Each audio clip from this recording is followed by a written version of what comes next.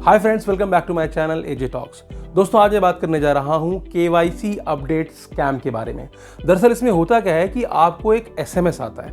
SMS में आपको बताया जाता है कि आपका पैन कार्ड या आधार कार्ड ये जो है बैंक से लिंक नहीं है। अब कुछ भी बोल सकते हैं। हो सकता है वो ये कहें कि आपके पैन कार्ड अपडेटेड नहीं है, या हो सकता है ये कहें कि आपका पैन कार्ड आधार कार्ड से एसोसिएटेड नहीं है, या कुछ भी ऐसा कह सकते हैं जिसकी वजह से वो आपको बताते हैं कि एंड रिजल्ट ये है कि आपका जो बैंक अकाउंट है वो ब्लॉक हो गया है। इसके साथ ही वो एक लिंक देते हैं, और जो ये एसएमएस आता है वो एक ऐसे नंबर से आता है जो कि नंबर नहीं होता।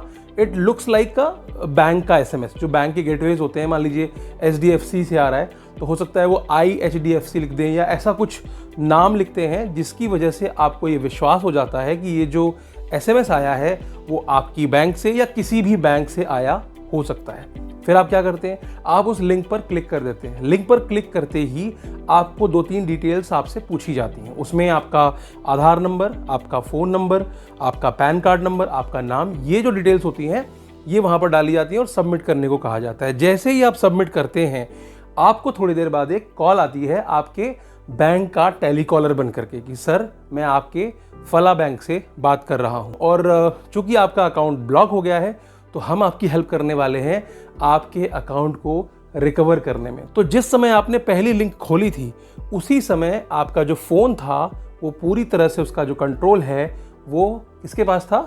स्कैमर के पास था। अब वो दोबारा फ़ोन इसलिए कर रहा है ताकि वो आपको एंगेज कर सके कि उसी समय पर जब वो आपके फ़ोन को एक्सेस कर रहा होगा आपको OTPs आएंगी। अब चूंकि आपका फ़ोन उनके कंट्रोल में है तो वो ऑलरेडी OTP देख रहे होंगे और आप फ़ोन पर हैं, और उन्होंने आपके OTP का इस्तेमाल करते हुए आपके एग्जिस्टिंग बैंक से पैसे उड़ा दिए होते हैं। ऐसा ही एक केस पिछले दिनों मुंबई में हुआ, जो कि एक्ट्रेस नगमा, अगर आप जानते हो, जो कि कांग्रेस की इस समय नेता भी हैं, तो उनके साथ भी हुआ। उनको भी सिमिलर काइंड ऑफ मैसेज आया कि आपका जो पैन कार्ड है वो आधार कार्ड से लिंक नहीं है, तो आपको इस लिंक पर क्लिक करना है। उनके 99,998 रुपीज़, लगभग 1 लाख रुपए का उनके अकाउंट से सफाया कर दिया गया।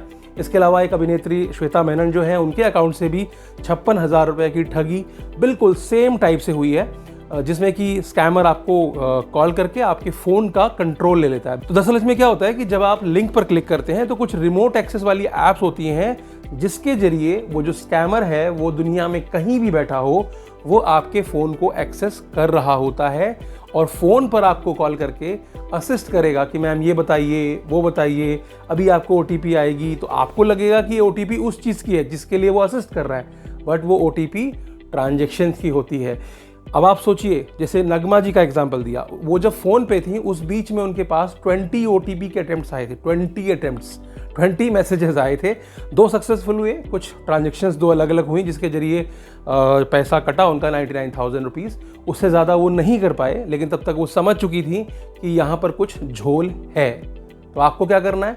आपको रहना है सावधान। इस तरह का कोई भी एसएमएस आए, बहुत सतर्क रहिए, किसी पे क्लिक करने की ज़रूरत नहीं है। बैंक का अकाउंट ऐसे ब्लॉक नहीं होता है। आपका जो पैन कार्ड आधार कार्ड के साथ जो लिंक होने की तारीख है वो भी ख़त्म होने वाली है, उसके बाद तो वैसे ही इनएक्टिव हो जाएगा, लेकिन ये स्कैम चलता रहेगा। क्योंकि हो सकता है बाद में ऐसा कोई मैसेज आए कि अभी भी वक्त है, हो सकता है ऐसा मैसेज आए कि जल्दी कर लो नहीं तो ब्लॉक कर देंगे, कुछ भी हो सकता है, जिसमें कि टेलीफोन का बिल, आपका इलेक्ट्रिसिटी का बिल, मतलब इट कैन बी एनीथिंग।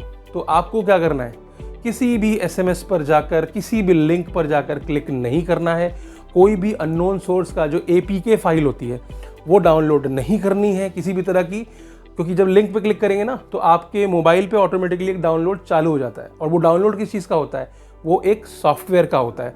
जब आप उस सॉफ्टवेयर पे क्लिक करेंगे, यानी कि जो डाउनलोडेड फाइल है उस पर क्लिक करेंगे, तो फटाफट वो इंस्टॉलेशन मांगने लग जाएगा और आपके फ़ोन की सारी परमिशन स्कैमर्स के पास पहुंच जाएंगी। इसलिए आपको सतर्क रहना है, किसी भी लिंक पर क्लिक नहीं करना है। ऐसा ही नहीं कि इन 2 एक्टर्स के साथ ये हुआ है, इसके अलावा मुंबई में पिछले 1 हफ्ते में तकरीबन 70 से 80 ऐसी वारदातें रिपोर्ट की गई हैं साइबर क्राइम द्वारा। मुंबई की घटना बता रहा हूँ, पूरे इंडिया की अगर बात करेंगे तो रिपोर्टिंग जो है वो ही काफ़ी ज़्यादा है, और जो रिपोर्ट नहीं हुए हैं उनकी संख्या तो अनगिनत है, क्योंकि बहुत सारे लोगों को ये पता ही नहीं है कि साइबर क्राइम पर जाकर रिपोर्ट कैसे करना है।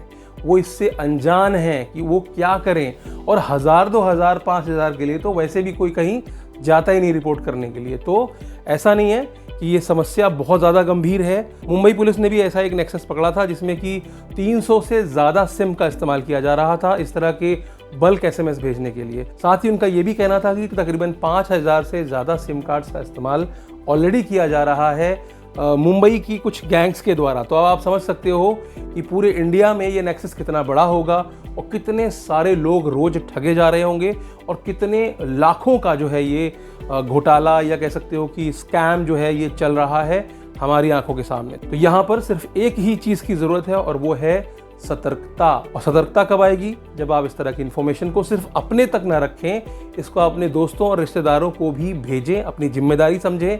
क्योंकि देखो, आप सतर्क नहीं हैं, इसी का फायदा उठाते हैं ये साइबर अपराधी, क्योंकि वो बहुत ज़्यादा सतर्क हैं।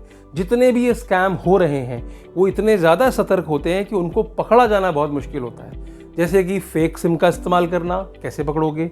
फेक अकाउंट्स का इस्तेमाल करना, कैसे पकड़ोगे? पूरी ट्रिक जो होती है, यानी कि जो इंटरनेट के थ्रू जो रोबोट सॉफ्टवेयर होते हैं उनकी जो होस्टिंग होती है वो सब बाहर कंट्रीज़ में होती है, कैसे पकड़ोगे? तो ये सब जो स्कैम चल रहे हैं वो ऐसा नहीं है कि उन्होंने इतनी आसानी से ये बुने हैं कि आप आसानी से उन्हें पकड़ सकते। तो जैसा कि मैं कह रहा था, सतर्कता बहुत ज़रूरी है। अगर आप तक ये वीडियो पहुंच रही है तो आपका काम है कि इसको लोगों तक पहुंचाएं या फिर अपनी तरफ से ही जानकारी पोस्ट करें। कोई ऐसा आर्टिकल आपको मिल जाता है, आप उसको व्हाट्सएप पर डालें, फेसबुक पर डालें, ताकि लोग सतर्क हो जाएं। तो आज के लिए सिर्फ इतना ही, फिर मिलेंगे नए वीडियो में। उम्मीद है ये वीडियो समझ में आई होगी, पसंद आई होगी। अगर पसंद आई है तो लाइक कीजिएगा, चैनल पर नए हों तो सब्सक्राइब कर लीजिएगा और शेयर की अपील मैं बार बार करूँगा कि इन्फॉर्मेशन ज़रूर शेयर किया कीजिए।